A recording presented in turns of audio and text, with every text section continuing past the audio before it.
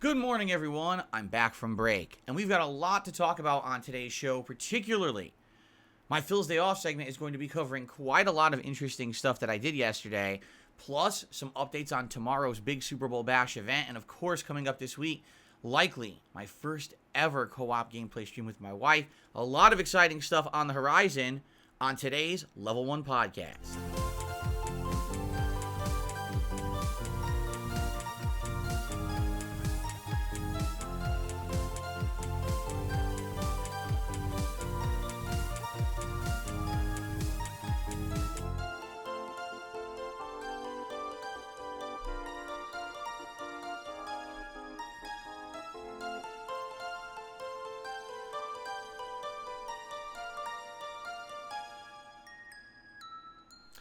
Alrighty, everybody. Hope you're all doing well. Welcome back to the streams and the channel. After having my day off from streaming yesterday, I hope that you all had a safe and fun one. And I hope that you're ready, because this week is going to be a very exciting one. Not only do we have the continuation, of course, of all of the awesome ongoing playthroughs that I'm doing, a fun React show on Sunday, but also a super fun Super Bowl Bash event tomorrow, of which I have something new to add. A brand new idea that I came up with yesterday during my day off that will be part of the event, so I hope you're excited for that, plus some food and fun. I'm going to have updates on that today. And of course, after a week of progress here in these games I'm playing, the possibility of this very first ever co-op with Kat, which I'm very excited to do in Like a Dragon Infinite Wealth, possibly on Valentine's Day. So, good stuff coming. Let's talk, shall we? First of all, today is Friday the 9th of February, 2024, and I hope that, again, you're all doing well. I say some of you, all of you are starting the weekend here, but hopefully it's a strong and fun weekend for you. For me, I'm pumped. I really am. I'm running head first into all the action and all the exciting stuff going on this week. Let's before we get ahead of ourselves, right? Let's recap Wednesday and everything that went down during the gameplay streams and the like, so that you know exactly, where we are with each game, because we actually hit a pretty exciting point in Like a Dragon that I'm excited to announce. We are on pace for everything that we're looking to do this week, both during the Super Bowl event and for the Valentine's Day possible co-op. So let's do this. And good morning, everyone. I see many people joining. Hello, hello. Welcome back, and happy Friday. All right, so Wednesday was twofold progress in the games that I was playing. It was basically a monstrous RPG day, right? Baldur's Gate 3 on the daytime stream, Like a Dragon Infinite Wealth on the late stream. For Baldur's Gate 3, I have actually really enjoyed the last few streams. Basically, ever since we left Moonrise Tower, I've had a lot more fun because it's cool to explore this open world, run into a bunch of random encounters, combat, NPCs, little mini dungeons, and things like that. And I like how they all tend to tie into each other in some way. Like, for example, 2 streams ago, we ran into this random kid named Oliver who looked like his body was like half corrupted, and he was controlling these shadow demons. Like, what the heck is going on here? And then come to find out, last stream, we actually ran into his other half counterpart, Thaniel. That's right, Thaniel, who apparently was a spiritual being that the druids kind of like work with and worship, who had been split, and you had to go basically reunite him with his other half, the Oliver. It was really neat. I liked that. There are certain things about Baldur's Gate 3 I think are done really, really well. There's some things I think are not done so well, and as you know, I've been vocal in my criticism of those things over the course of the playthrough. And the thing is, I have the right to do that. I have the right to criticize any game, and I will. I'm not going to pull punches. I'm not going to hold back when it comes to things that I feel about any particular game that I play. But in regards to Baldur's Gate 3, I am well aware that there is an audience of this game that absolutely love it and think it's like the best game ever made. All right? I beg to differ. I like the game. I'm not in love with it. I think that it has many shortcomings or things that could have been improved. I think a lot of the The situational dialogue is incredibly cringeworthy and written essentially for like immature people. And the way that various things are presented in the game is poor. You know, not really having a proper tutorial for 90% of the gameplay mechanics. So you need to either research or have someone tell you how to play the game. Meh. You know, a lot of these ridiculous relationships that spring up out of nowhere, even though you've done absolutely nothing close or romantic with any of the cast, all of a sudden they want to jump your bones and sleep with you. That's pretty bad. It's pretty cringeworthy writing for, again, people who feel like they've never had a relationship before. And I have the right to criticize this kind of stuff. But there's people out there who disagree, and that's okay. I just wish that everyone out there understood that people can have different opinions of you, and that's okay. Like, if you like that stuff, I'm okay with it. As I've told you guys, I feel like this game, it's its own niche, right? Kind of like FromSoft games. There's people out there who absolutely hate FromSoft games because they feel that they're too difficult, right? But if you take the time to study and learn how these FromSoft game works and how all their mechanics are, they're masterpieces, right? But they're not for everybody. And I kind of feel the same way about Baldur's Gate 3, yet Baldur's Gate 3 overwhelmingly won Game of the Year. Why? We could sit here and argue about this till the cows come home. But in my opinion, it's because basically the game has some of this immature stuff. Like people, oh, wait a minute. Almost a high level, very complex, very nerdy RPG, you know, D&D, but oh my god, you could sleep with bears? Yeah, and? To me, it's like, what does that matter, right? To me, my focus, honestly, my favorite part of this game is the incredible amount of narrative and content in it. Like some people have said, this game kind of feels like almost the spiritual successor to Witcher 3, where everything you run into is kind of important and meaningful. Now, you can skip a lot of it and it won't really affect the overall course of the game, but if you take your time to do every little piece of stuff you discover, it actually feels very rich and like a very complex world. I completely agree. I'm happy that in the way that I've been playing Baldur's Gate 3, that I've been taking my time to do all the content I run into, and I haven't really skipped anything, right? I mean, that's why I'm 70-some hours in, and we're still in Act 2. So, I love that about the game. But why is it that every time you hear someone talk about Baldur's Gate 3, you hear about who is your waifu or husbando in the game, and how many bears did you bang, and you know what I'm saying? It's stupid. Why is the discourse so dumb and immature when the game has so much more than that to offer? I don't know. Anyway, I still like the game, and I'm enjoying it. And like I said, we actually had some really good progress back on Wednesday where we did a bunch of optional questing that seems like it all could have been easily skippable. But man, I'm happy I did it. You know, we rescued Nathaniel and fused him with Oliver. And in addition to that, we actually went to a couple optional dungeons. We found the Shar Temple and did some puzzles and combat in there. It was all good. But now today, as we continue on, we're going back to Last Light, and we're going to go to the second floor of the inn, and apparently that opens up a whole new line of questing, so we'll see where that goes today. But great stuff on Wednesday, okay? And I'll say this too.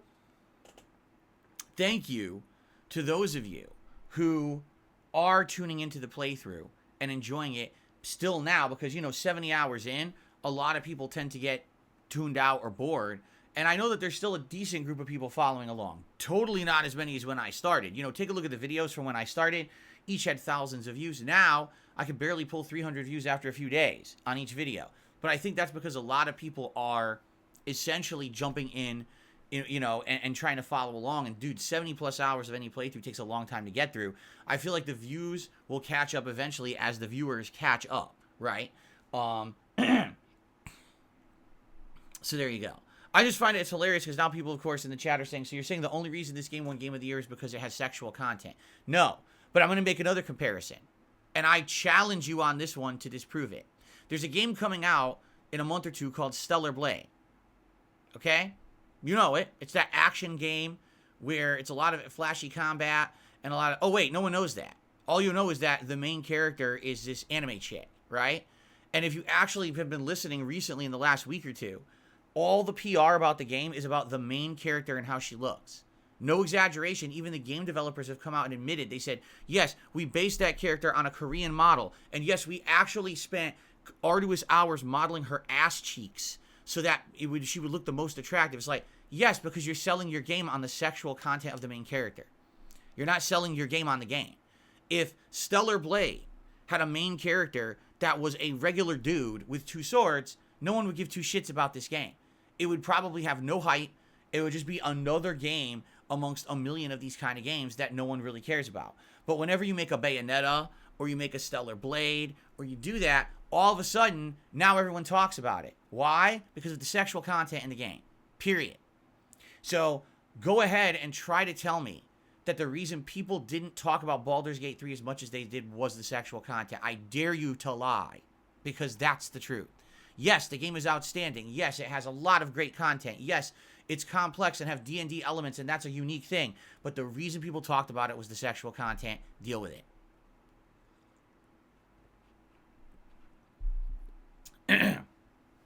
Okay, continuing on. That's my opinion, not the truth. All right, and again, you have the right to disagree with me if that's what you feel. But what was the discourse about this game and Stellar Blade now? Just look at the discourse.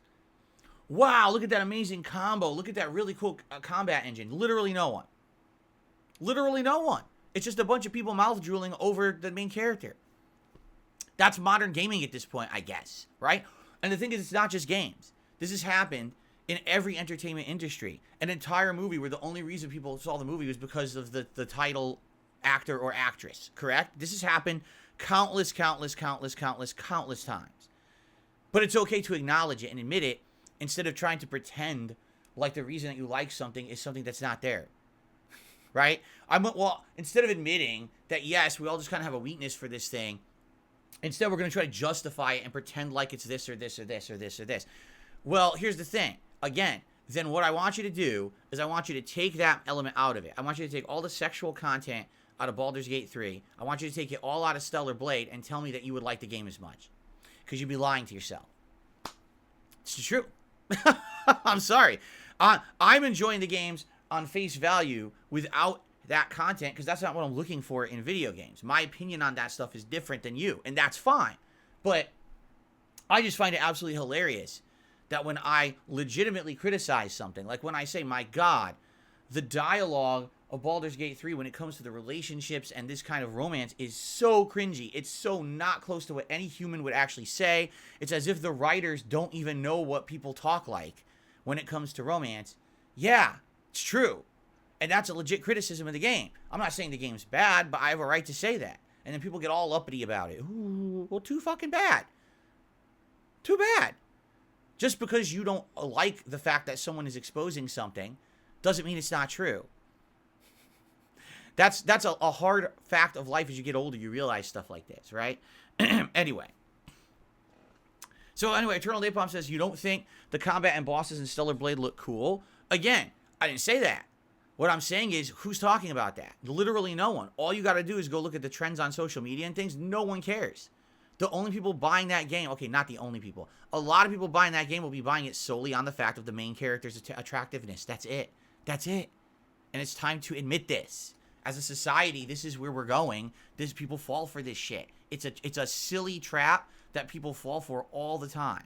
I mean, hell, let's be honest. The Tomb Raider games, back in the day, they weren't great.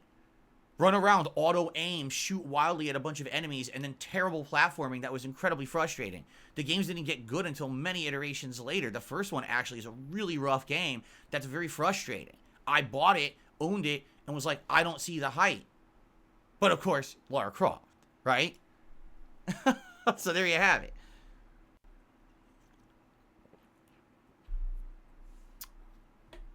Anyway, let's continue, shall we? All right, so if you think this is insufferable, then you don't have to watch. I'm a 41-year-old dude, and I'm going to have different takes than the vast majority of people in the gaming industry. That's why people watch me. They're not watching me to hear the same thing you hear every shill say in every other stream or every other piece of content. So if you disagree, it's fine. You can disagree, but don't sit here and criticize and say that my opinions are invalid, because they are. Everyone's opinion is valid, right? Okay. No, I disagree. I think Tomb Raider 1 was not very good. I think Tomb Raider 2 and 3 got much better. Later on, the later iterations actually got bad. But I think 2 and 3 got much better. But 1, man, I still remember it to this day how frustrated I was playing it. And I owned it. And I was frustrated at how annoying parts of it were because they didn't really put too much... Okay, let me put it this way. it could have definitely been designed better, but you could tell there's certain parts of the game they focused on and certain parts of the games they rushed because they didn't care as much. Anyway, that was Baldur's Gate 3 back on Wednesday. Wednesday night, we had great progress in Like a Dragon Infinite Wealth. Tons of progress. We actually got through all of Chapter 4, which is what I was hoping to do, but then we got a big chunk into Chapter 5. And from what I'm to understand, we are right at the precipice of unlocking a dungeon, an optional dungeon, that actually is exactly what I'm going to need to do to make the progress I want to do for this Saturday. So, first things first, we unlock the job system. So this means now, instead of my characters only being one class, which is going to get kind of boring if it continues, I'm actually excited because now we got Aquanaut and Fire Dancer unlocked. Now, later on, I can unlock more. I think there was Hula Dancer, and there might have been one or two more, but I couldn't afford them, okay? So I'm actually excited because I'm very excited to try out all these different ways to play the game, and notably, the one I'm most excited for is the American Football Player or NFL Player, which I got for buying the premium edition of the game. The problem is, in order to play this class, you have to hit a confidence level of 5 in the game. Okay? And the confidence level of 5 means that you either need to find side missions and or ways to level it up naturally, which could take hours and hours, or you can go to this vocational school, which we also just unlocked, where you take a series of quizzes, and the quizzes can actually level up the particular stat you're looking for. The problem is the quizzes cost a ton of money. And I think I have enough money right now to do 3 or 4 quizzes. But then, if I do that, I don't have the money to unlock the football class, which also costs money to unlock. So it's like, do I do work on this? What do I do? So the good news is we had a lot of progress on Wednesday night. Tomorrow, we're actually going to be playing the game. And what I'm looking to do tomorrow is to unlock this optional dungeon, right? Go to the optional dungeon and use these new classes and unlock new abilities and things during the marathon, which will be pretty neat.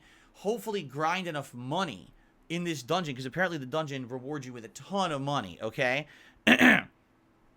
So do that, for maybe an hour, and then leave the dungeon and go to this vocational school, hopefully buy the level up upgrades I need for confidence, and then go get the NFL Football Player and hopefully be able to use that football player class for like another hour. Because that's the whole point. Tomorrow's the Super Bowl event. I want to be able to use the NFL player during the event, right? So we'll see if it goes that smooth or not. It might not. It might be rougher going than that. Maybe I'm just overestimating how easy this is going to be. But it's looking like everything's kind of aligning to work out well for tomorrow. So anyway, Wednesday was 100% RPG day. I had a ton of fun with it all day long. And definitely I had a good time with it. And I can't wait for more continuing tomorrow. Fair enough? Cool. All right. So now, ladies and gentlemen, before we get to the schedule for the rest of the week, I think it's time for a very interesting segment because it's time for Phil's day off. But this week, I have a good amount of interesting stuff to talk about for the Phil's day off segment. Should I change the color here? Since I'm already blue. Here you go. So, this is the best stories on YouTube, by the way. I don't know if you guys knew that. Definitely. That's totally not sarcastic or anything. So yesterday was my day off from streaming. And once again, I basically had a lot of errands to run. More than last week. Last week I had like nothing to do but grocery shopping. This week I had a ton of errands built up again. I had to go to the pet store. I had to go to the liquor store to prepare for tomorrow's marathon event, among other things. Okay? But a few things went down yesterday that were quite neat. So first of all, my wife wanted to focus on trying to max out her own Dondoko Island playthrough, which when you maximize it, apparently you get a ginormous money reward. And that's what she's looking to do, is get a ton of money so she could have freedom to buy every job she wants, to buy a bunch of equipment and level it up and do all this stuff, okay? So basically, she was working on that as I was running all my errands, and then we actually did some of it together. Like, I just sat there and watched her play for a few hours later on in the day. And what I could say is, man, Dondoko Island totally is trying to be like Animal Crossing and like Disney Dreamlight Valley. It kind of feels like those two games smashed together. So many elements of that are exactly the same, and even remind me of things in those games, the way that they're laid out, although there are some distinct differences. And I do feel like there's a few things of it that weren't really thought out well enough. Like, for example, there's a mechanic where you build up your own house. In your house, you decorate it and you expand it. And I'm thinking in my head, yeah, that's exactly like Animal Crossing. That's exactly like Disney Dreamlight Valley. But the only reason you do it in Dondoko Island is to get more health, because every once in a while your island gets invaded by enemies and you need to fight them off.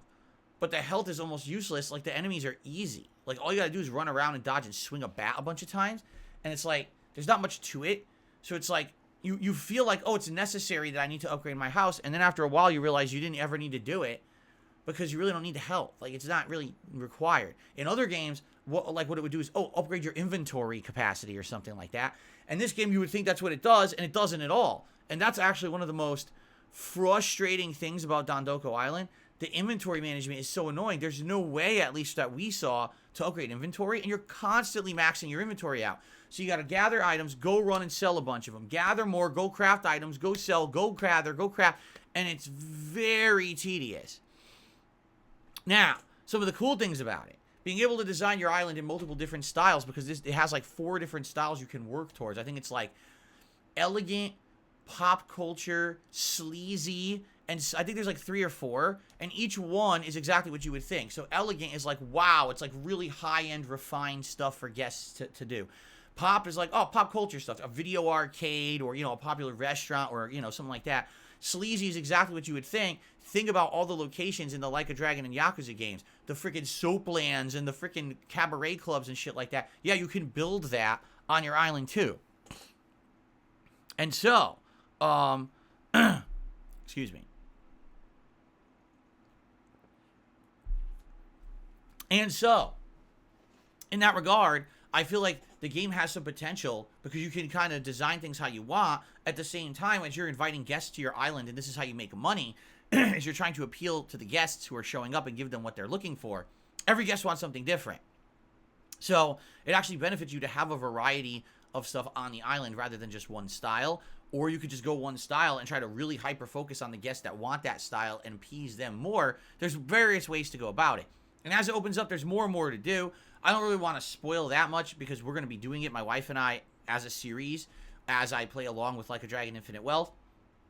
But it just seems really, really interesting and fun and very chill, right? It's very relaxing. And I like that about it. It's, again, it's the same vibe as Animal Crossing, where it's not an ultra-serious game, or ultra-serious part of the game, I should say. It's meant more like if you have a day where you don't really want to go too crazy and stress out, but instead you just want to gel. That's exactly what it is.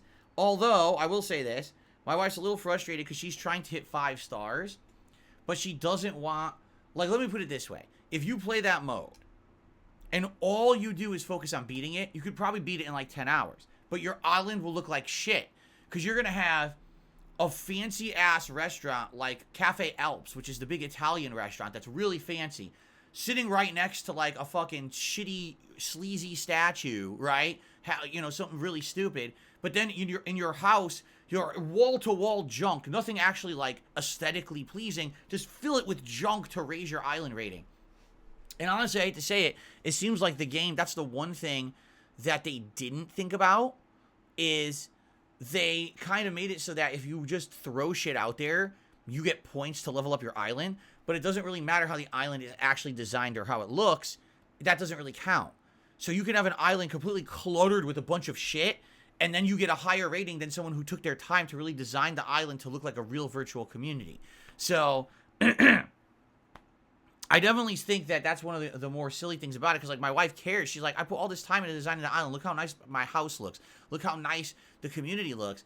And then it's hard to hit 5 stars because she didn't just cram in maximum shit like it looks like you needed to do to hit 5 stars right away. So she's close though. She's like, I think to hit 5 stars you need, I want to say 43,000 in the green rating, which I don't even know what it is, if it's likes or something, and then like 13,000 in the pink rating, which is like a thumb up. So I think she has like 39,000 in the green and like 9 to 10,000 in the pink. So she's almost ready to max it, and likely if she plays it more today, she'll probably beat it and then get her big reward or whatever, right? So I'm excited to, you know, work on this with her this week and start earning the money in game, because it seems like the money is one of the big things about the game that's kind of a real big need. The money is constant. You need to spend money on your weapons, and you got to upgrade the weapons after you buy them. You need equipment for all your characters. You need to unlock the jobs, and all of this costs a lot of money, right? All of it. So I certainly hope that, you know, this will pan out and we'll have some fun co-op this week. But watching her play it, I kind of got the gist of it, and I can't wait to work on her with her on it. I think we were talking about it, and we might want to do like a pop style island. She was working on an elegant style island, and I'm like, I think the pop might make more sense, especially because you could start doing like arcades and arcade machines and stuff. And I thought that'd be pretty neat. So I think that's what we're going to work on when we work on it together. Okay, cool. By the way, this is a good time to bring this up. So 20 memberships were just gifted to the community. Thank you to Salvo Pancakes. I have no idea if these are legit memberships or not. And of course, as you guys know, what this means is that people have found a way to work around the YouTube system, to pretend like they live somewhere they don't, and to buy these memberships, no exaggeration, in giant clumps for a couple pennies. All right? So I have no idea if this is legit or not. But I will say this. A lot of people have been complaining recently about gifted memberships and how it spams the chat. There is a way to disable that. Whenever you see a member bomb hit the chat, all you got to do is go to the top of the chat and click on that member bomb. You should see it sitting up there as like a green dot or something, whatever it looks. And all you do is you click on it, and there should be a drop down. And right there, it says remove. And once you do that, it's gone, and you don't see the pop-ups anymore in the chat. Because a lot of people were saying, man, some people keep dumping these. And when they dump them, you can't really see the chat. There's too many of these memberships. Like the other night, some idiot came by and did it like 4 times. There's like 200 fake gifted memberships, and people are like, I can't chat. There's too many messages in the chat that people are getting these memberships. So that's what I figured out. When you see it, all you got to do is you click on the member bomb symbol, and then clicking on it, you should open a menu that gives you options, and one of them is like, just remove this, and then it just gets rid of the notifications so you can focus on the chat. Okay? I'll mention that more as these happen, so that people get into the practice of doing that. Okay. But at Salvo Pancakes, if those were legit memberships, thank you. There's no way to tell until like a day or two passes when YouTube processes payment. Just so you guys know, most of the ones that I get are fake, which really sucks. Most of the ones that I get are totally fake. So, okay. Continuing on. So that was an awesome part of my day yesterday, is that I spent time watching Kat play Dondoko Island. But also, okay, I went to grocery shopping and got a bunch of supplies for tomorrow's marathon. For those who don't know, tomorrow is, and I apologize because I don't have it on this screen, so let me go back to this one. Tomorrow is my big Super Bowl Bash marathon here on DSPGaming. We're all day long. I'll be dressed up as an NFL player, and I have various jerseys to swap out. I'll be drinking, I'll be eating, and we're going to have lots of segments during this marathon event. I'm very excited for it, okay? Well, a couple of the things that we're going to be doing during that event is that we're going to be eating some food that my wife is going to make.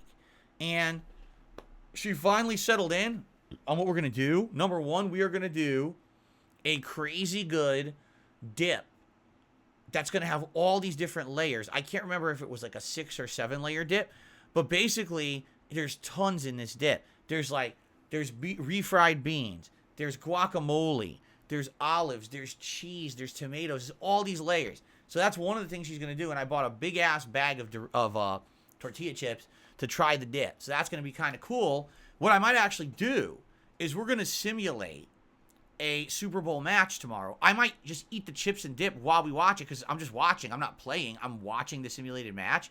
So I might just have some food with you guys while we do it. It's like as if we're really watching the real Super Bowl, right? How cool would that be? All right? Now, in addition to that, she's also going to make some homemade quesadillas, which is going to be some seasoned chicken and some green onions and some other things. I think even some bacon bits and stuff like that. So that's going to be fun. And that's going to be more like the main event dinner. But she's going to make a third snack. And she's going to do something we never did before. She's calling them, I forget if she called it pizza bites or pizza bombs. So what it's going to be is this small dough ball, okay? And inside is mozzarella cheese. But on the outside, you season it with things like, you know, oregano and other like Italian seasonings, and also like a sprinkle of Parmesan cheese on top. And you bake them in the oven, and then you dip them in marinara sauce. So that's going to be like a finger food for maybe later on in the show. I'm pretty excited for this. And it's going to be good to have all these various things over the course of the marathon. So that's one thing, okay? The other thing is I went to the liquor store, and I was looking for things that I could drink Not taking shots and stuff like that, but things that more I could like casually drink over the course of the day when we're having this marathon.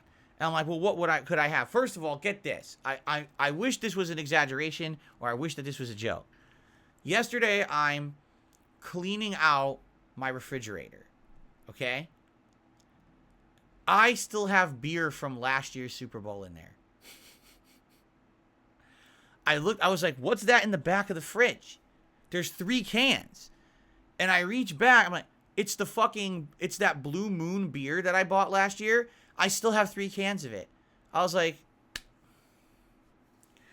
well, I guess I know some of the stuff I'll be drinking, right? I might as well finish it. I had 3 last year. I might as well finish these, right? So there you go. Anyway, that's number 1. Number 2, I bought various different, what they would consider like party mixer drinks. So for example, I got this one. Bacardi used to do all these different ones. And I remember from when I was younger, you go to the liquor store and they'd always have this like colorful drink area, for college kids and stuff.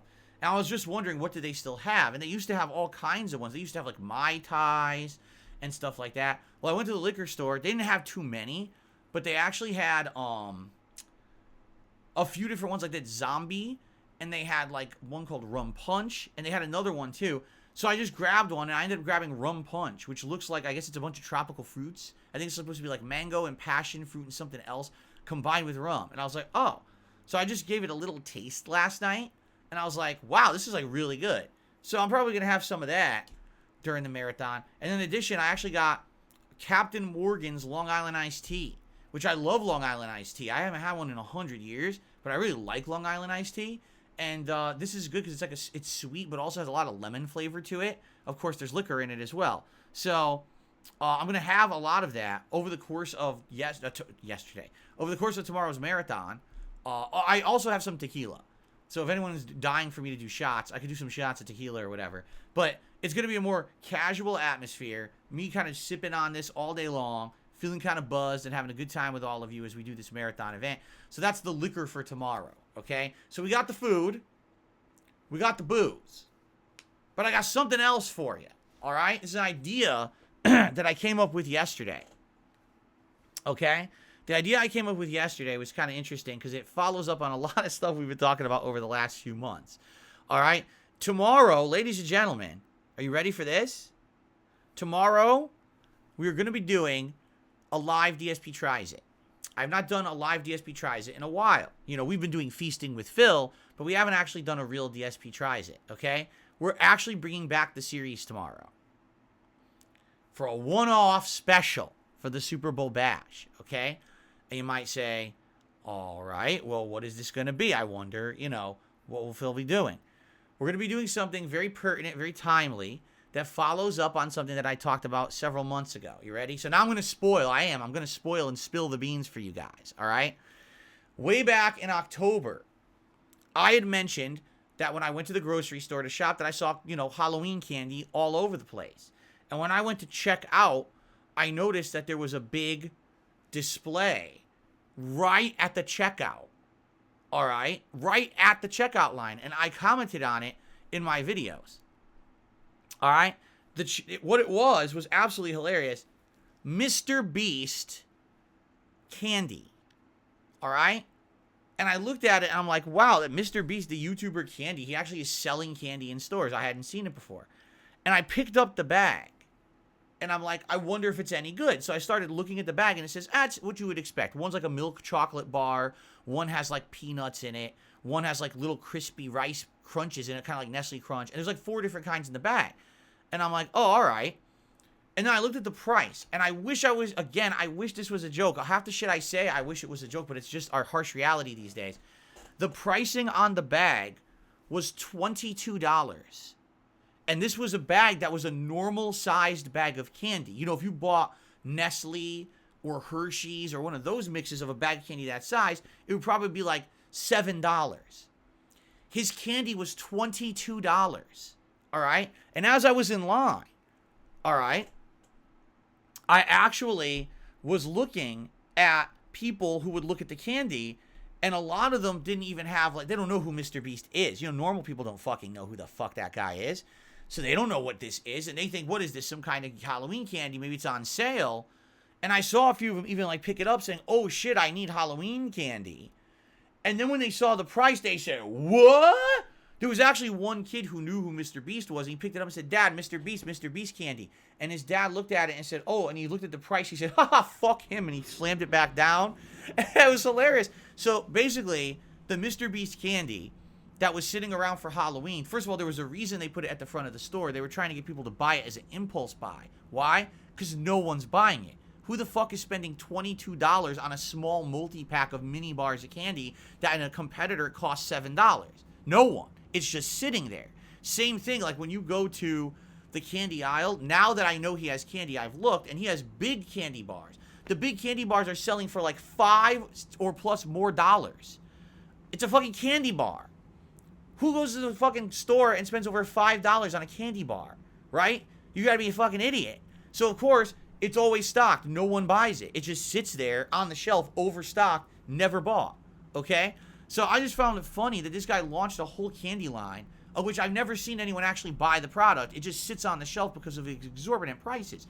By the way, I have no idea if the quality's any good. I'm just saying, in regards to the candy, it's way too expensive, right?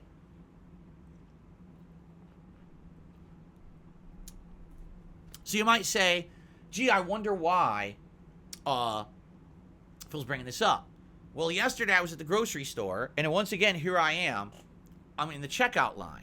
And you know how they have at the checkout line, they have all the candy bar section usually in American grocery stores. It's, again, impulse buy. Oh, I'll just grab a Nestle's Crunch. I'll grab a Snickers. So I'm looking at them all, and there was a candy sale. So here's some of the prices, right?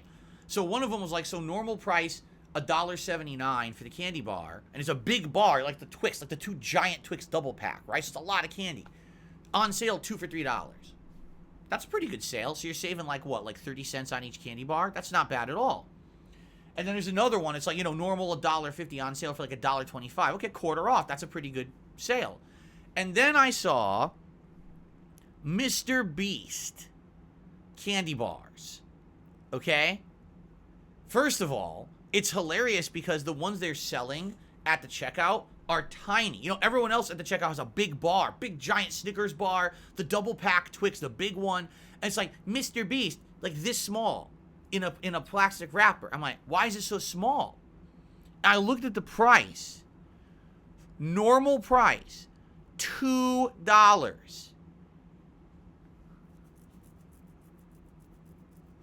$2. The tiniest bar, the smallest candy bar in the entire section is the most expensive one. So I'm doing a double take, like, who would have bought that? And the answer is no one. No one would have bought it for that price.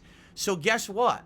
After having Mr. Beast's candy in the store since October and no one buying it, my store has slashed it and all of his candy is on extreme clearance prices. So this candy bar that used to be $2 is now 60 cents. I want you to think about that. They cut it like 70% of the price to get people to buy it because no one's going to fucking buy that shit for how expensive it is. So I was like, oh, well, now that it's 60 cents, perhaps I'll try it. And so that's what I did. I went and I grabbed one of each. They had 2 different kinds. So I grabbed like the regular one, and I think the other one is supposed to be the equivalent of like Nestle's Crunch. It has like the rice pieces in it. So I grabbed 2 pieces. I said, we're going to do a DSP tries it on this now. And we're going to see if it's any good. And by the way, I want you to understand something. I'm going to be fair in my DSP tries it. If the candy is actually good, I'm going to say that. I'm going to say, wow, it actually tastes pretty damn good. But I'm going to be fair to judge it. And we're going to try it tomorrow live during the Super Bowl bash. DSP tries it, comes out of retirement to try Mr. Beast candy bars. 2 flavors, okay? I'm actually pretty excited for this. I haven't done a DSP tries it in 100 years. And again, the only reason I'm doing it is because it's discounted. There was no way I would have paid $2 for a tiny little bite-sized candy bar. I'm not an idiot. But now that it's on extreme discount, I'm trying this out and legitimately reviewing it. Okay? So, I hope you'll join me for that tomorrow. It'll be part of the marathon. Okay? So anyway, did that yesterday. Got all these. So I got liquor for the event. I got the food items for the event. I got this idea for a DSP Tries It, okay? And then, to end off the day, my wife and I were going to get, dinner, order in dinner. The one day a week we don't cook, thankfully. We have one day a week we don't. And we're thinking, what should we get? And we were just, we're like, we're going to have Mexican over the weekend with this dip and these quesadillas. And we're thinking about things we've had in previous weeks. We're like, I just don't know what to get. And so why don't we try something totally different? So we're looking at the different places available. And here in Washington State, this is a very high concentration of Asian immigrants. People who came over from Asia and just live here and brought all their culture with them. So since we've lived here, we've had Thai food, cuisine of the Philippines, ramen, sushi, poke bowls, Hawaiian foods, Thai food. Did I say that already? Yeah. Vietnamese, like pho and stuff like that. Indian food. Like, everything in Asia has been here. But the one thing we never tried was Korean food. And the reason being, most Korean restaurants are meant to actually be sit-down experiences where you cook the food live on your table with your family or friends or whoever they're with, so you're getting like the freshest. It's kind of a social thing. You go out to the Korean restaurant and you cook it right there on the table, right? So obviously we weren't going to do that. We're ordering in. So we actually looked for a bunch of places, and we found 2 places that you can order Korean food from near us, and we tried it. All right, first time ever. So I actually ordered, I think it was called Korean spicy barbecue pork, but it was a combo plate that came with rice, macaroni salad, these seasoned glass noodles, and also these very seasoned golden potatoes. They're like marinated in seasoned, chopped up and cooked, and very unique. My wife got, get this, bulgogi beef, which is what they call their beef, but such a unique preparation. They fried it in eggs. So it's slices of beef cooked in egg, so it's almost like a pancake. And it's like slices like this, right? I've never seen anything like that before. I was like, whoa, that's very unique. So we tried this out, and let me tell you, the food was absolutely amazing. We had never had Korean food before. And I started eating it, I'm like, this is like super duper good. I can't believe it, and by the way, I'll say this, when you look at it, at first you're like, nah, it doesn't look so appetizing. Like, it doesn't look like, the presentation doesn't blow you away, right? When you start eating it, you're like, so the pork was sweet, but it had a little bit of a savoriness to it, because it was like a very savory pork. It wasn't dry, it was very like tender pork, and then it has a spice to it, but not too spicy. So it was like dead on, like how you would want it. As you eat it, it builds a little bit more heat, but it tastes great. The potatoes were cooked perfectly, so they were like almost fall apart in your mouth, but they were solid when you eat them. And it had this, I don't know what it was, whatever this marinade was. It was like an orangish brown marinade, and it had all these different flavors in it, and it tasted amazing. The glass noodles, dude, the glass noodles absorbed a ton of flavor of, again, whatever they were cooking this stuff in, and they were just blasting with flavor when you ate them. Normally you think glass noodles are probably pretty bland. No, they were amazing. The only thing, honestly, that I wasn't blown away with was this macaroni salad. I don't know if that was a thing, because this one of the restaurants we had ordered from, the restaurant we had ordered from also did other kinds of cuisine. They specialized in Korean, but they said, oh, we also do a little bit of Japanese and a little bit of Hawaiian. So maybe the macaroni salad is just something they give you with that, or is it Korean? Because I don't know. Does anyone know? Is it? 90s guy says, yes, macaroni salad is for sure a Korean banchan, one of the kinds of side dishes. It is Korean. Oh, never mind. I thought maybe they included it because they did other cuisines. No, you're saying it's legit? Okay. So, the one thing, the macaroni salad was pretty bland. Like, it didn't have, when you get macaroni salad, you typically think it's going to have some kind of a flavor of like a vegetable, like maybe peppers, or it might have onion, or it'll have a tanginess, like you'll have like a vinegar taste that gives it a kick. This was just like 100% mayonnaise. Like, that's what it tasted like. So we're kind of like, it wasn't that, the macaroni salad wasn't that great. But everything else was like ridiculously good. And it was the first time we've ever had this kind of food. Oh, so the bulgogi beef that my wife got was so good. The beef was sweet, savory, and also you had this egg flavor. I mean, egg's great. I love egg. it tasted super good combined. I never thought, you think in the morning when you have your breakfast, you have eggs and bacon, or you have eggs and ham. You ever think eggs and beef? I guess you could argue some people have like a steak and eggs in the morning, but I never really thought make beef with egg, like baked in it or cooked in an egg like that. And it's so crazy different, These people come up with interesting ideas. So, loved it. Absolutely loved it. And so my wife and I said, wow, once again, here we are. How many years have we been here? My wife moved in with me in 2018. So you're talking, 6+ years together.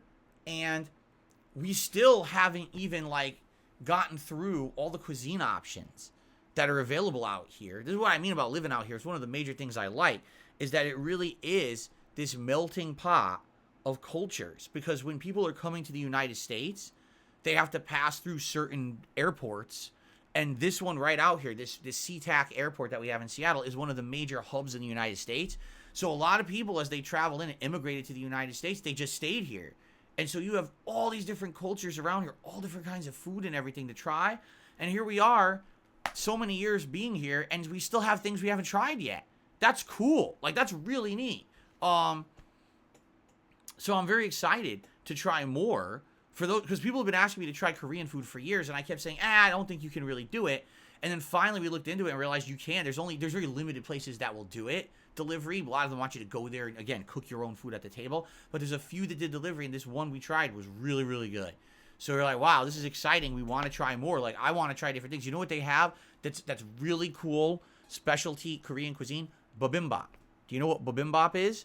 It's a mix of all kinds of things. You could get a meat, a bunch of different prepared vegetables, and then they take a fried egg and they put it on top. And so you eat it. I guess what you do is break into the egg, and the egg kind of goes over all the food, and you eat it like that. That looks so unique to me. And I've heard a lot of people praise bibimbap and say that's super good. And I've never had it before. I would love to try that. So maybe we'll order that next time, right? Wasn't that the song by Hanson in the 90s? Yes. It was bibimbap, tastes so good.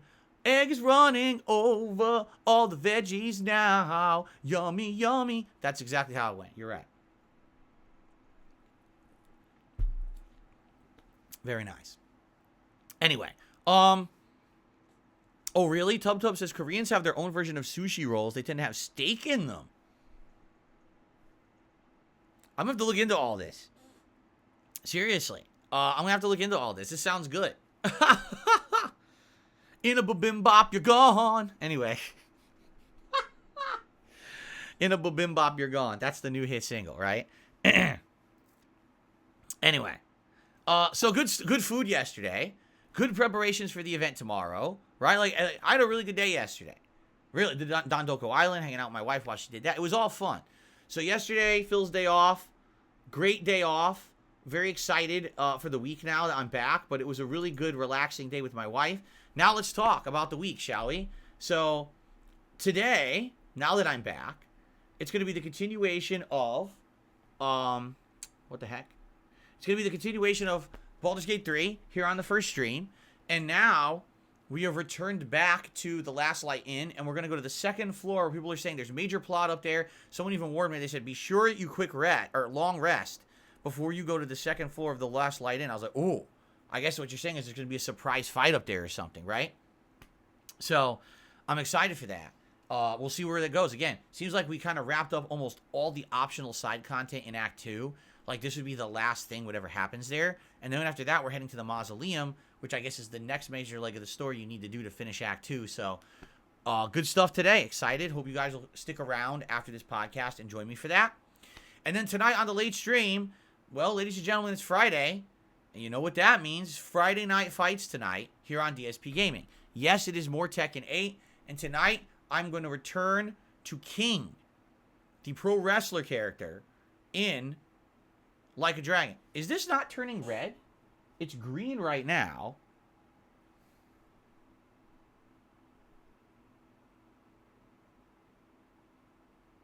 Okay, now it's purple. Because I was looking at the camera, I was like, it's not turning red. It seems to be turning every color but... Oh, there it is. There's red. I was like, where's red? It's cycling through. Keep in mind, this lamp now is like 1.5 years old. These lamps don't last very long.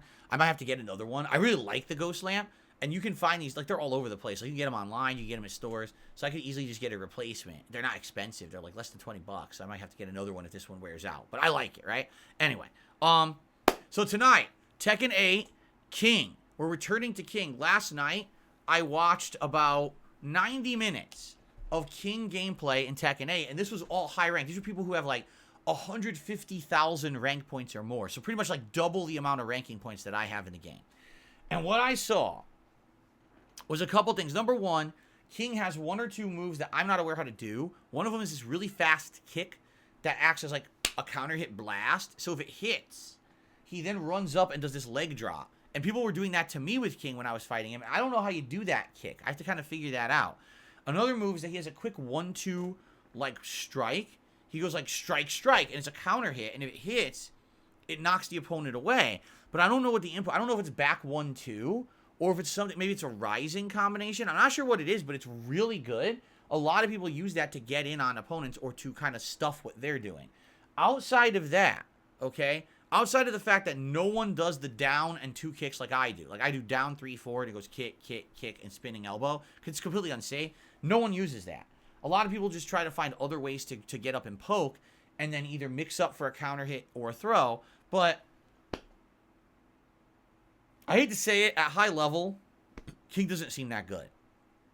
I know that's disappointing. It seems like the best way to effectively play King is to wait and look for an opportunity to punish something your opponent is doing. Or a lot of people do this it's forward, go neutral, and press 2. It's his gut punch. It's a check.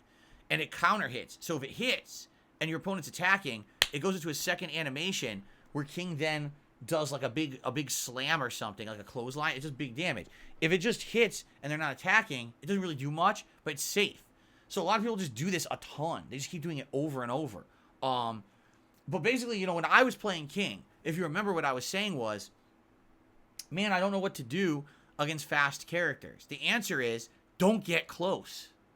Because all these top Kings, they can't hang when they're close. I've noticed they try to stay mid-range, and they go for that counter hit punch, or they go for forward and 4, which is the back kick that I use, or they go for, you know, that 1-2 hit that I mentioned, or that counter kick that goes into the leg drop. They're all going for those.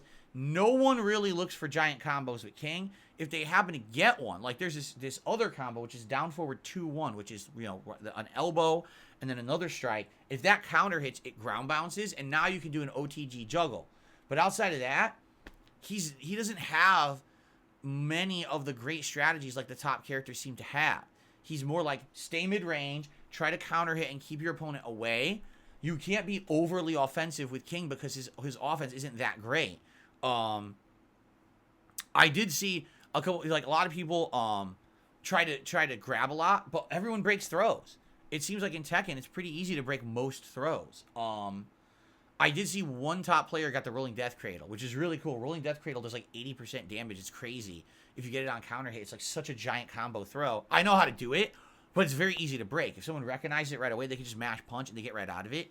But I'm curious if I keep sticking with King, if I can ever get a Rolling Death Cradle. It's pretty cool to get it. But anyway, I'm going to try him again tonight, and I don't know how it's going to go. Compared to like Paul or June, my other 2 characters I'm using, I actually think King is the worst of the 3. But I like the character. I like his design. I like that they gave him more versatility. A lot of people do the running. King has a run now, charge. And when he runs at you, he has all these options. He can either do a low kick that juggles, it like knocks you down. He could do a standing rising elbow, and if it hits, it creates a juggle state.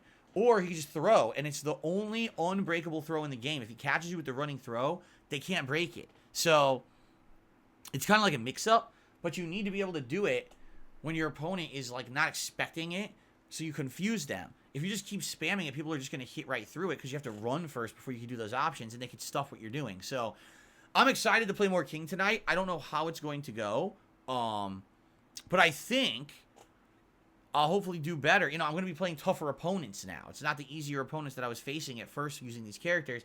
It's going to be harder comp. Plus, the game's now been out for over 2 weeks, so now a lot of people are getting to the point where they're good and they got to their meta builds and everything. They did rebalance the game this week. They patched it, and they nerfed Dragunov, Devil Jin, a little bit of June, but not that much. They nerfed like 5 characters basically some of the things that I was describing. Like, remember I was saying, Jesus, it certainly seems to me like Devil Jin is so fast with the high-low mix-up, particularly this kick, the spin kick that he does. They apparently nerfed the spin kick. So now the spin kick has shorter range, so he can't just do it non-stop and just keep hitting you. Dragunov was, like, broken, I think. Some of his moves were so fast, and they would juggle you from, like, the full screen away. Supposedly, they reduced the speed and the hitbox of some of his moves to make it more fair.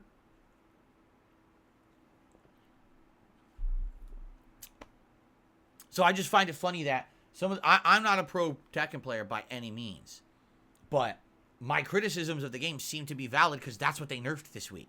Like, they nerfed some of the stuff. I said, June is broken in the corner. She could just stand there and kick the shit out of you and then do the palm strike, and you have no way to get out of it. It's just like, if you're in the corner, you're going to lose 80% of your life. They nerfed that. Now the palm strike doesn't hit anymore in the corner. They can block it.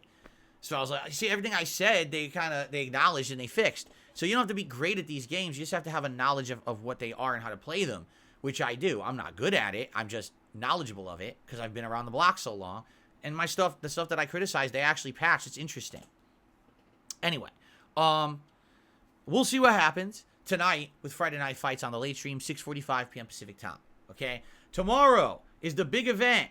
It is the Super Bowl bash. So now we kind of have a great idea of what we're doing tomorrow. All right? Number one, food and booze. My wife will be making those foods over the course of the day. Like I said, I think it would be awesome to have the chips and dip during the actual simulated Super Bowl match I'm going to do. So she's going to do those as different times, and we'll have them during the day. The booze will probably, I don't know what to start with. Should I start with a Long Island iced tea? Should I start with some rum? Should I start, I don't know. Maybe the beer, because I'll just pop open a year-old beer and drink it. Who cares, right? We'll see.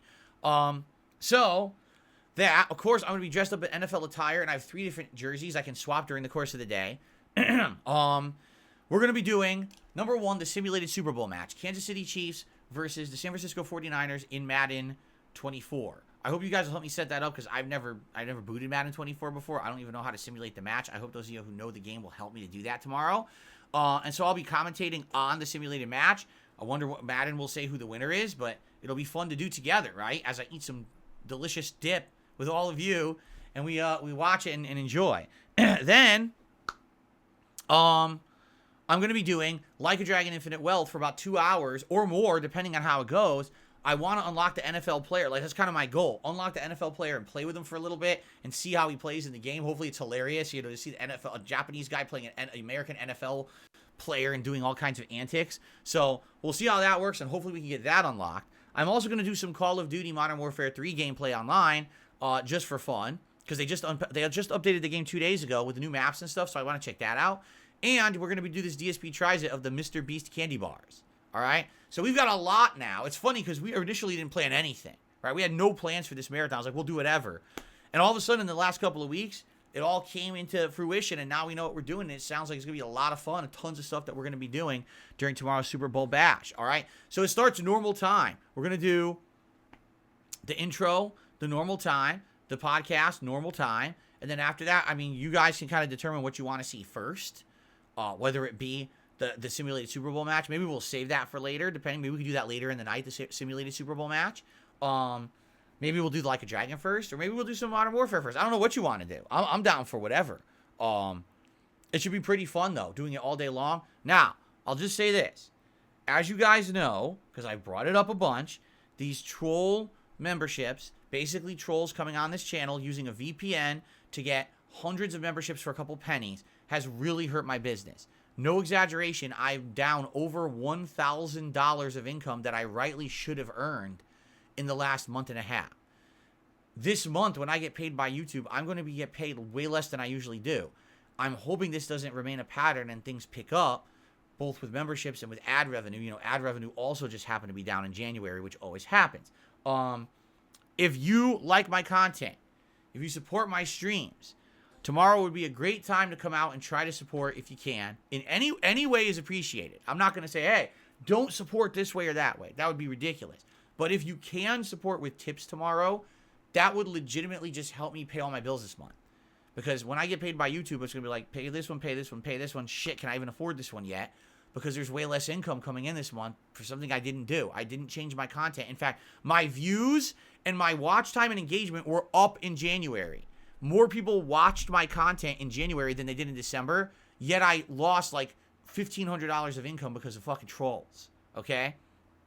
So, if you could support the stream tomorrow, particularly with tips, that would help me a ton, all right? It really, really would. So thanks in advance to anyone who shows up and supports in any way, but tips would be amazing and would help out in the short term to get through this bump that I'm in right now because of this bullshit with these trolls, okay? Now, that's all I'm saying. I'm not going to be harping on it all day. No, it's not going to be a giant special fundraiser event with a giant bar filling up with tips and shit over the course of the day. We're not doing that, you know? Those days, I want a believer behind me, and unless anything really serious ever happens in my life where I need to raise funds for something super important, I don't want to do that kind of shit, you know? Been there, done that. Back in the days when I had bankruptcy and everything was awful, I'm not in that position anymore. I don't want to go back to that position. I don't want to be doing these events like that. So that's not the point of tomorrow's event. We were doing the Super Bowl bash before any of this shit went down with the trolls regardless, okay? So, please come by tomorrow, hang out, have a good time. If you can support the stream, please do. Fair enough? Thank you very much. Then when we come to Sunday, we're back to normal scheduling. Okay? DSP versus the Internet, my weekly React show on Sunday during the day on DSP Reacts, the other YouTube channel. And then Sunday night, Like a Dragon Infinite Wealth continuing on. We'll see how far we actually got during the Super Bowl event. And we'll now see how it goes on Sunday night. Remember, the goal is to get to Chapter 6 in the game and unlock the Dondoko Island simulation minigame by Wednesday. Okay? Monday, more Tekken 8 on the day stream. And will it be me returning to June for the first time in 2 weeks? Or will I try a new character? I don't know yet. And then Monday night will be Pal World. Okay? Tuesday, more Baldur's Gate 3. And Tuesday night, more Like a Dragon Infinite Wealth. With the goal is that by the end of Tuesday night, we unlock the Dondoko Island. So that Wednesday, I'll do more Baldur's Gate 3. And Wednesday night is my first ever co-op stream with my wife, Kat. As we build Dondoko Island together and make our own kind of community, which is going to be really sweet. She understands the mechanics, so she can explain them to me, and we can probably make a lot of progress because we'll already kind of know what we're doing. Now, we're going to make the choices together. Like I said, I think we've been talking about doing like a pop-themed island, so you're going to see a lot of pop culture-themed stuff, which I think should be pretty neat. I think it's going to be a good time if we can unlock it by then. So that's what I'm hoping between tomorrow, Monday, and tomorrow, Sunday, and Tuesday. Boy, I can't get the days right in my head. Tomorrow's marathon, Sunday night's late stream, Tuesday night's late stream. Between those 3 streams, hopefully we can unlock the Dondoko Island and actually do it together on Wednesday night. And this will be a co-op series we'll do. Probably once a week we'll do it. 2 hours. The thing is that people say it takes about 10 hours to do it if you know what you're doing. So not only us doing it together, but of course the guidance of people in the chat. Perhaps we'll actually get through it within like 4 or 5 sessions, and we'll be able to max it out. Because remember, they pay tons of money in this thing, and this is money you can use in your playthrough. It's super helpful. So it'd be great to get that big progress. I guess we'll see how it goes, okay? But I'm excited. This is what I mean. This week we got a special marathon that's going to be cool. We got tons of progress in all the games I'm playing. We've got Dondoko Island co-op coming up. It's a very nice, it's going to be a very nice week this week in general, so... Now, a couple quick things. Some people have been asking me, are you going to play Helldivers 2? Well, knowing that it was a new release that just came out on PS Plus, I was interested in what it was, and I looked it up. It's a co-op game. It's actually meant to be a co-op game where 2 people team up and you kill a bunch of, like, bugs and shit, like big mutants. It looks good if you're into a 2-player co-op game, but it certainly doesn't look like the kind of game that would be fun for a solo playthrough. It totally looks like, hey, team up with a buddy and you do it together online or whatever. I'm not really into that, so it looks like that kind of game really isn't even up my alley regardless, but if you're interested and you're a PS Plus subscriber, the game looks good. It looks like legit fun for 2 players to do like a team-up, shoot-em-up style. I think you guys might like that. So I would say, hey, if that sounds good, you look into it. It looks legitimately good from what I've seen on social media, but it's not my cup of tea, so it's probably not anything I'm ever going to check out. Now, some people have asked me, hey, what about the Final Fantasy VII demo? Aren't you aware that the Final Fantasy VII Rebirth has a demo that came out? And I'm like, yeah, I'm aware. But here's the thing. I'm getting Final Fantasy VII Rebirth at the end of this month. When does it come out? The 29th? I think it's like the last day of the month.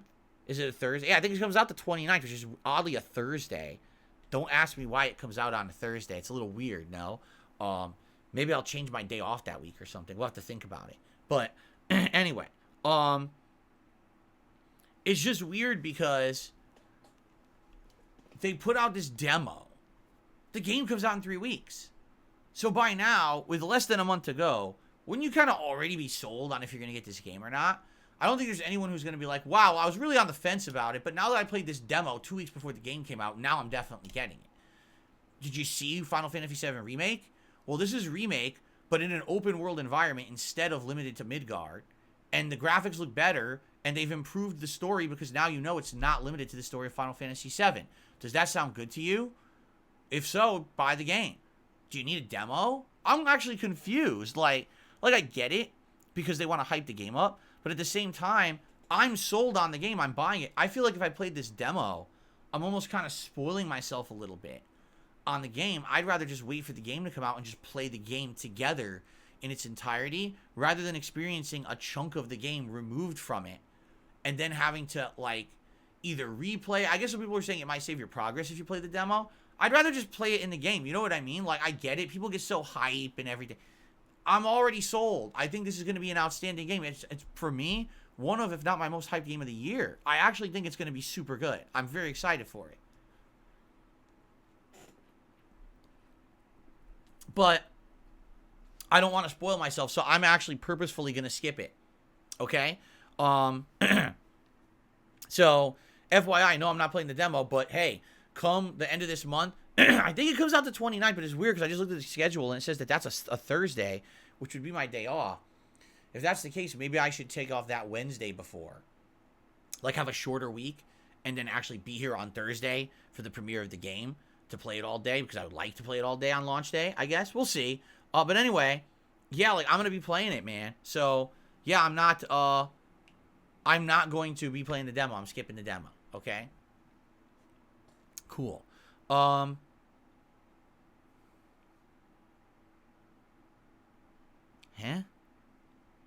Yeah, this is leap year. Because normally February has 28 days, and this year has 29, so this is actually a leap year. And they're releasing the game on the leap year day. So, technically, no one will be able to say, hey, this is the anniversary of the release of Final Fantasy VII Rebirth until 4 more years.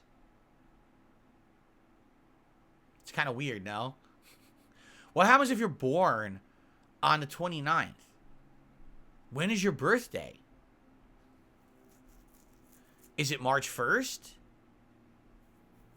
Is it February 20? What happens? What if you get born on leap year day? What happens? Do you get sucked into a black hole for 4 years? I have no idea. You have one birthday every 4 years? Wow. Wow, it's remarkable. Anyway. Okay. So, that's what's going on right now. Hope that all sounds good to everyone. I'm very excited for this week. I really am. I'm pumped. I'm like super positive. I'm ready for a great time.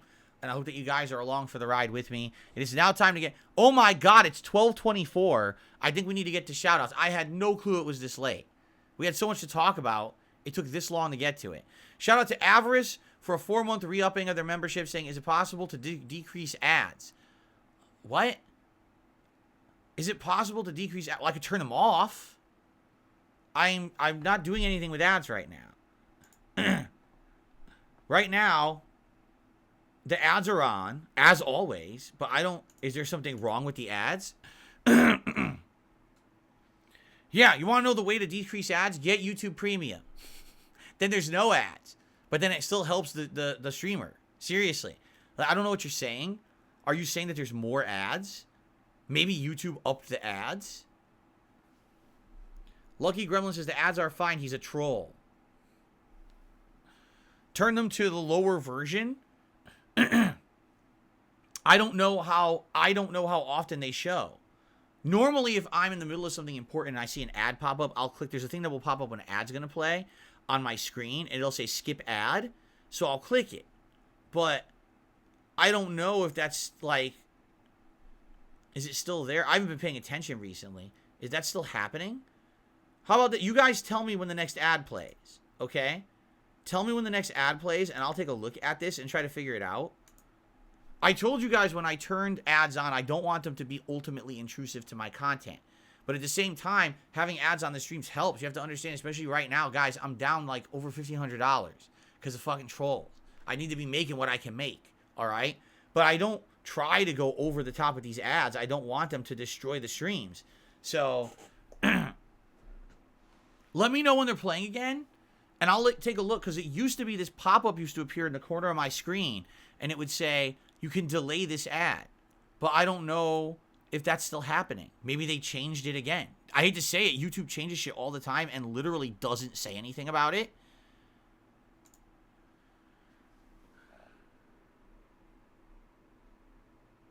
Yeah, I don't know. It doesn't appear like anything's changed in my menus or anything. Let me know, okay? Let me know when the next ad plays. I want to take a look at it. All right? Okay.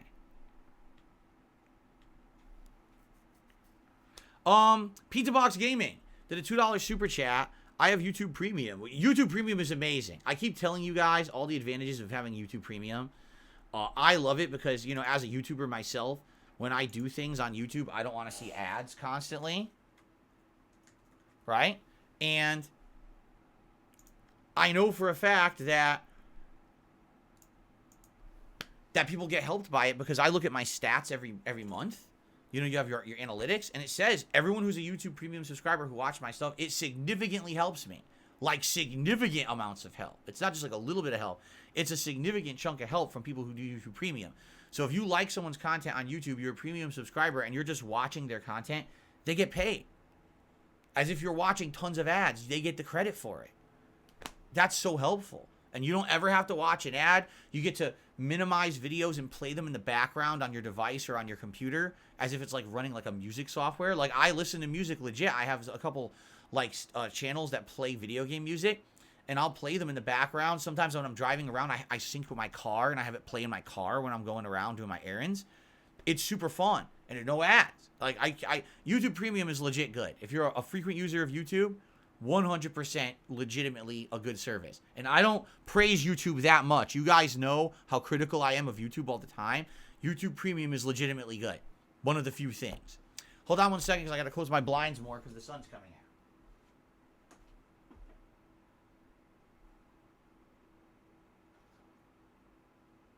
That's as much as I can. Okay.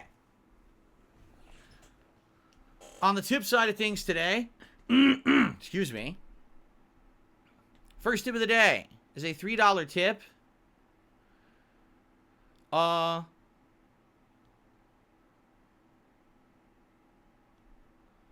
recommend giving Stellar Blade a fair shake. The game has tremendous enemies and boss design. The combat looks superb, not to mention incredible music. The game is heavily inspired by Nier, of course, but the devs of Stellar Blade have the blessing of the Nier team.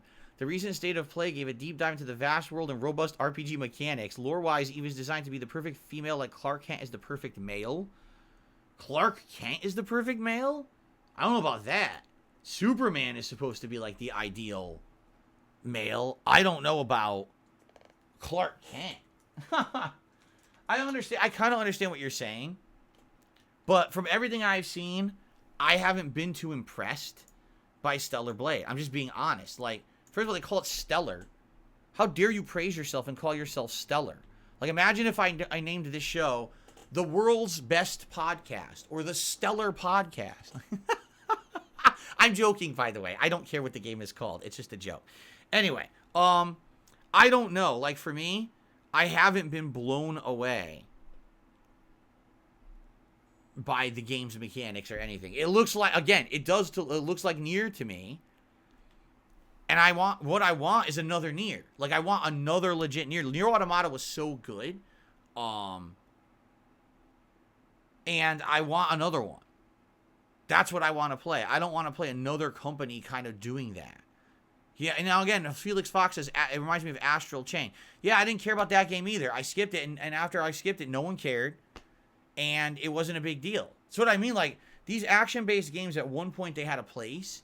But unless, like, the reason I think Nier works is because not only do you have this crazy combat, but you've got a big variety of gameplay mechanics, and you've got one of the best stories I've ever seen in a video game ever. It blew my mind when I played through the game, Nier Automata. I couldn't believe that was the game. It was like fourth wall breaking craziness. One of the most original things I've ever seen. I don't think I'm going to get that with Stellar Blade. I think it's going to be, okay, it's a bunch of combat and flashy visuals, and oh, look who the protagonist is. Yeah, I get it. Okay? Yeah, big deal. So I'm not really sold on it. Just like Astral Chain, I didn't really care about. Didn't play it. Didn't miss anything. So I don't know. You have to understand that not every game is for everyone. And in this case, I feel like that kind of action-based game really isn't for me. Unless it's an exception like Nier with its crazy good story. That I like. But if it's just action, action, action, I don't really know if that's my cup of tea anymore. I don't really like that. Even back in the day, I'll be honest, Bayonetta and stuff, I didn't love it. I thought Bayonetta 1 was okay. I didn't like Bayonetta 2, you know? So I don't know. I don't think I would like these games, just being honest, okay? Okay. I received a $2 tip. I have a recommendation for the channel to special once in a great while extended level 1 podcast featuring guests. Try talking with Brianna White, who is the voice actress of Aerith in Final Fantasy VII Remake and Rebirth. Why would she want to be on a podcast with me? Why would anyone want to be a guest on this show? Right? I couldn't fathom a single reason why someone would want to be a guest on my podcast. Can you think of a reason? I mean, she's a voice actress who's already well known for the voice that she did in the game. She's been praised for it, right? What the hell does she have to benefit for being on my podcast? And what would I even ask her? I have no idea. I appreciate you trying to think of ideas, but I don't even know how that would work. Like, why would I do that? Right? Anyway. I got a $2 tip. I'm in Vegas for the Super Bowl with my friend. To go Niners, be back on Monday. Okay, I don't know who this is, but thank you for the $2 tip, whoever that was. Okay. Pizza Box Gaming just did a super chat. He says, ask former President Obama if he wants to be on the show. Well, him I've got on speed dial. You know, we're regular bros, so I can just call him whenever I want and see when he wants to hang out on the show. There you go. And he has great reason to come on the show, obviously, right?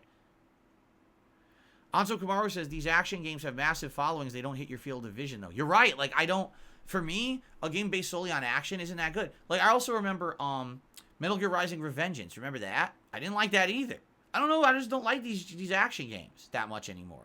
They feel like... You know what it is? To me, they feel kind of like the Michael Bay of games. And not to say that people don't like Michael Bay movies. They do. They love the big flashiness, the explosions, the CGI, the action. To me, it's like, I'm going to go to sleep. I don't want to fucking watch those movies. They suck. You know?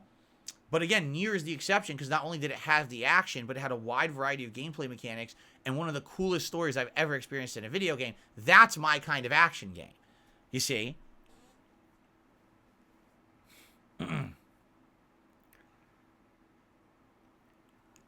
Okay, continuing on here. Doran, thank you for becoming a member. Doran, appreciate your support. Thank you, thank you. Hold on one second here.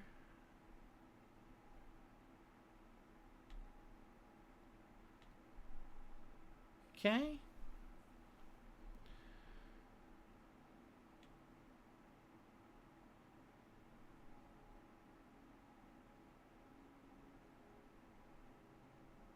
So I received a $25 tip from 1 Minute Man who has some combat suggestions for Baldur's Gate 3. Hold on. Hold on, because I'm trying to get my animation to play, and it looks like it's very laggy and delayed today. Oh, boy. Did it play? It did. Wow, that was ultra delayed. So 1 Minute Man, thank you for a $25 tip this morning, and of course for supporting all of my content, as always. He says the following. Hold on, this is a lengthy comment.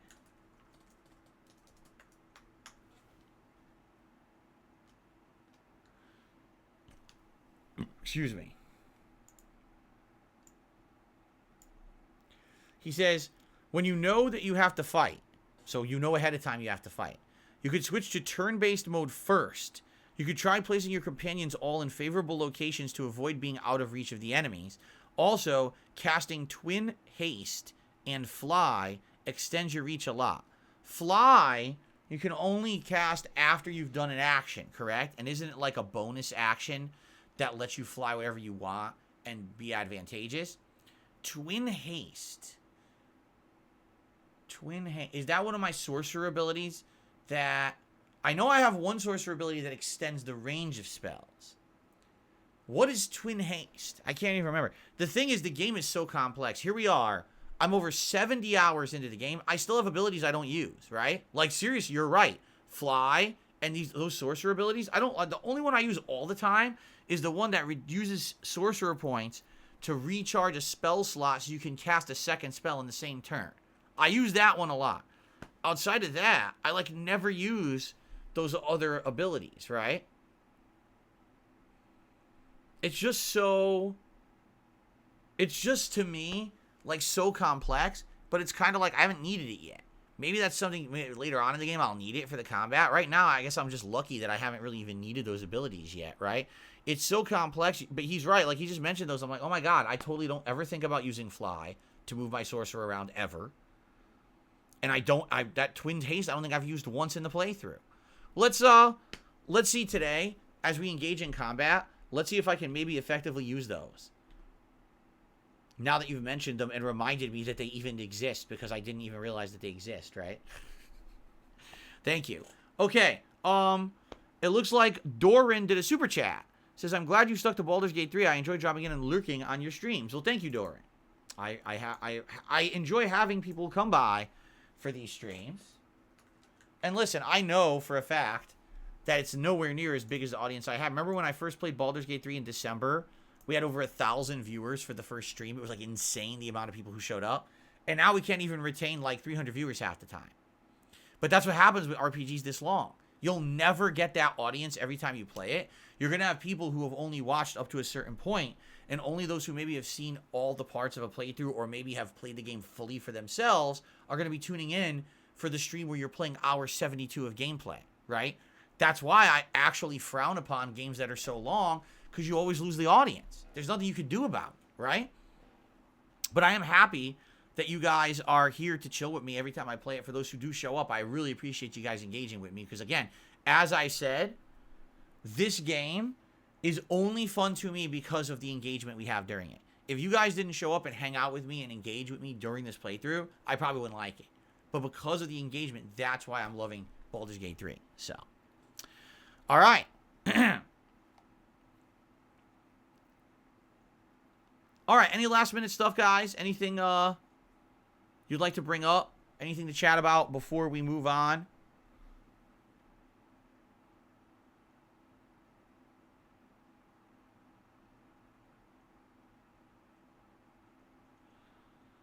Have I ever had the desire to write my initials in wet cement? No, I think that's awful. If someone's doing cement, you want it to be nice and clean and uniform. That's if somewhere where people have to walk for ages. Thousands of people will see that and want to use it.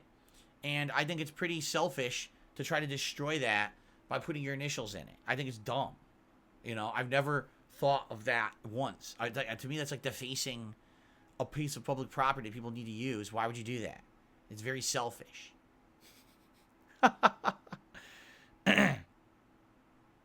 Oh, really? Carliga says, Helldivers 2 costs $40. It's not free? I thought it was free on PSN. I swear it was free on PSN, Helldivers. Am I completely wrong? I swear it was. He says, it looks good. It's not your style of game. Well, I knew that. I know that it's a 2-player co-op game, so I'm not going to be interested in it. But I swear that it was a PS Plus game. Big Papa Phil says, did you see the Ed gameplay trailer? No. Someone submitted it for DSP versus the Internet on Sunday. So we're going to watch it together on Sunday. So that'll be my first exposure to the Ed character. And by the way, doesn't he come out the very end of the month? Like the 27th of February? So I don't know if I'm going to play with him or not. I'm still going to be doing Tekken stuff then. You know? I guess we'll see. If you guys want me to try out Ed at the end of the month, maybe I will. I'm not sure. Okay?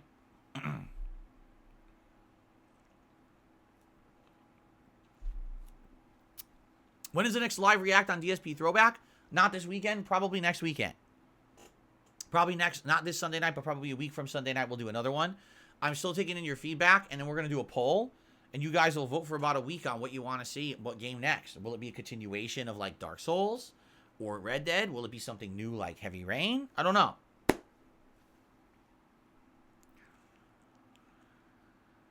Radical Jaw says he tried Loco Moco on his birthday. Got him in the mood for Like a Dragon. Have you tried Loco Moco? I have never had Loco Moco. Looks interesting, right? Isn't that the hamburger with egg on it?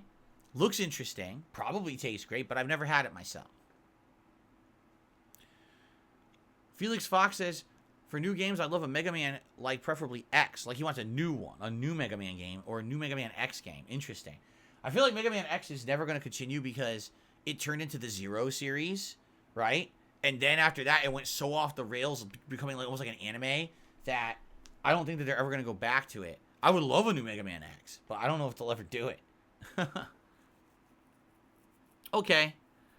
Guys, I think it is time to adjourn the show. Thank you for a great show.